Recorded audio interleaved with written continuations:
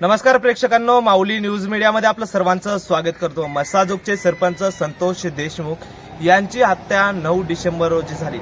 त्याच अगोदरच्या दिवशी म्हणजे 8 डिसेंबर रोजी जे काही आरोपी असतील विष्णू चाटे, सुदर्शन गुले आणि बाकीचे जे काही आरोपी असतील तेच आरोपी या पाठीमागच्या हॉटेलमध्ये जेवण करण्यासाठी आले होते। याच ठिकाणी आपण पाहिलं की त्यांचा हत्येचा आहे तो कट रचण्यात आला होता, कारण की आपण पाहतो की एकीकडे त्यांनी ऑर्डर दिली आणि दुसरीकडे मटण शिजत होतं, तर दुसरीकडे त्यांच्या पोटामध्ये संतोष देशमुख यांची हत्या करण्याचं जे काही कट आहे तो रचण्याचं चालू होतं। आपण पाहिलं की या ठिकाणी त्यांनी तब्बल बराच वेळ घालवला, त्यांनी ऑर्डर दिली, जेवण सुद्धा केलं आणि याच ठिकाणी याच हॉटेलमध्ये त्यांनी जेवण करून संतोष देशमुख यांच्या हत्येचा जो काही कट आहे तो रचला।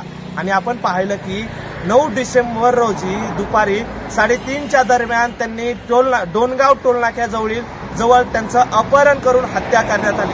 आपण पाहिलं की सीआयडीच्या पथकाने या ठिकाणी याच हॉटेलवरती येऊन चौकशी केली, परंतु हॉटेल मालकाने त्यांना प्रतिक्रिया देताना म्हटलं की जे काही सीसीटीव्ही फुटेज सुद्धा जे काही सीआयडीचे पथक आहे त्यांनी मागितलं, परंतु जे काही सीसीटीव्हीचं बॅकअप आहे ते 20 दिवसाचं बॅकअप राहत असल्याचं सुद्धा हॉटेल मालकांनी सीआयडीशी बोलताना सांगितलं।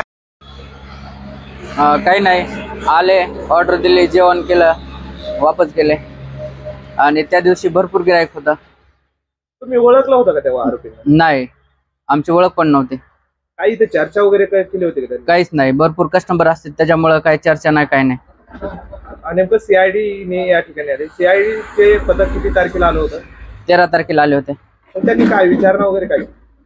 त्यांना 13 तारखेला आल्यानंतर कॅमेऱ्यातली रेकॉर्डिंग विचारली, त्यांना दिली तर आमच्या कॅमेऱ्यामध्ये 20 दिवसाची रेकॉर्डिंग तयार होते।